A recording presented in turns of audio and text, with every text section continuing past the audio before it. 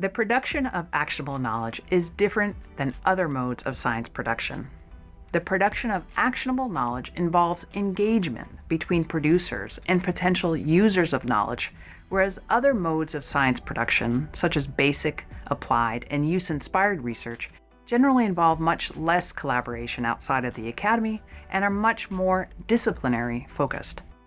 In addition, differently than other ways of producing science, engagement between knowledge producers and users can create space for mutual learning and for valuing different types of knowledge and ways of knowing. Now, let's pause to explain what we mean by the potential users of knowledge and by engagement. Users of knowledge can be an individual, a group, community, public or private organization, or entity that may need scientific information.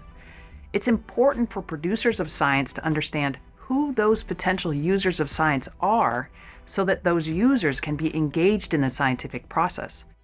When we talk about engagement, we mean iteratively working with users. Engagement may be more or less time-consuming for producers and users of knowledge, depending on the purpose or goal of the engagement, and correspondingly the type of engagement used to achieve that purpose or goal. For example, consultation is one type of engagement that can be used.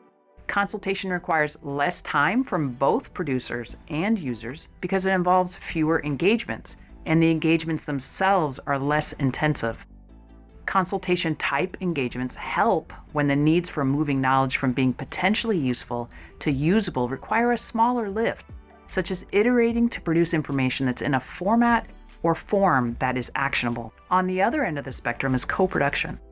Co-production involves a process of deep, iterative engagement between producers and potential users of knowledge, from research inception to question generation to refinement of methods to interpreting and summarizing results. Beyond producing actionable knowledge that meets user needs, this kind of deep engagement creates and sustains spaces for mutual learning and for valuing different types of knowledge and ways of knowing.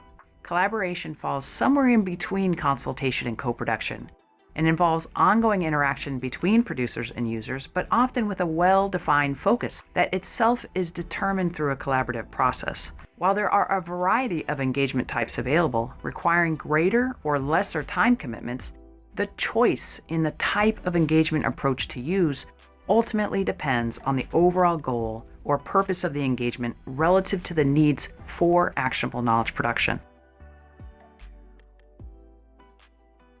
First up is Dr. Tirusew Asefa, Manager, Planning and Systems Decision Support at Tampa Bay Water. He'll share considerations for actionable knowledge needed to inform water utility decisions. This is not something once and done. You need to have a continuous, sustainable interaction between scientists and the stakeholder. That's the major one.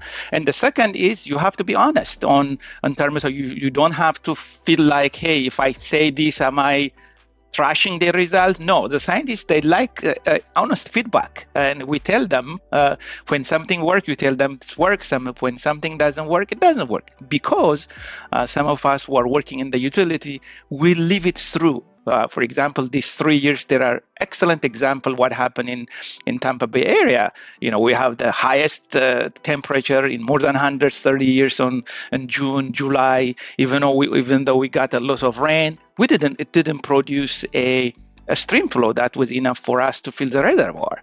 So when I get back and talk to the climate scientists, what I would like specifically to understand is this the last 2 years that I'm seeing is going to be more what I will see in the future or not? I want to know. I know nobody have a crystal ball, but if somebody has, the climate scientist has a better idea of at least what kind of information I would need to make this kind of decision. So this kind of interaction, consistent interaction, it will result in good results. Funding agencies like to have this continuous interaction, continuous groups like us and others who continuously work with scientists. In my Ph.D. now, that's something that I'm digging into with the indoor heat study that I'm partnered with Lynée on in Catalyst Miami, is trying to further understand the well-being impacts, the psychological impacts, and the physical impacts on people.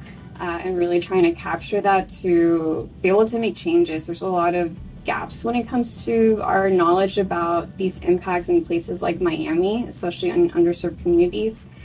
So really wanting to keep an eye on the ball, which is to create some sort of change that can improve people's lives at the end of all of this, which is a lofty goal, and it's a lot to put on a project, but I think we are on the right path to actually be able to advocate for some really strong policies by the end of all of this. That's really been in partnership with Catalyst, a group that I used to work with before. Several community members that I had worked with before actually joined the project, so it's been nice to still have a working relationship with them. And I think that's been really helpful to be able to build out the project, recruit people. Having a knowledge of the landscape here has been immensely helpful, so that's something that I do not take for granted, the amount of experience and relationships I built out here over time. It was really a multi-year effort in which we kind of figured out iteratively what the focus of the project was going to be, but also it was so pivotal that we had that community partner, that we had the county partner for things like recruitment, for things like,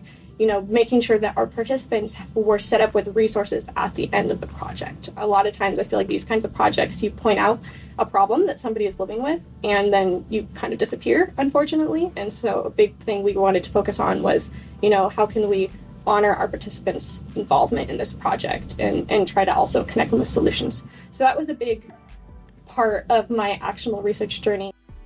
While there is no one-size-fits-all approach for producing actionable knowledge, applying effective engagement practices that fit the needs for actionable knowledge production is an important first step. In our next video, we'll talk more about you and what skills and attitudes are important for approaching this work.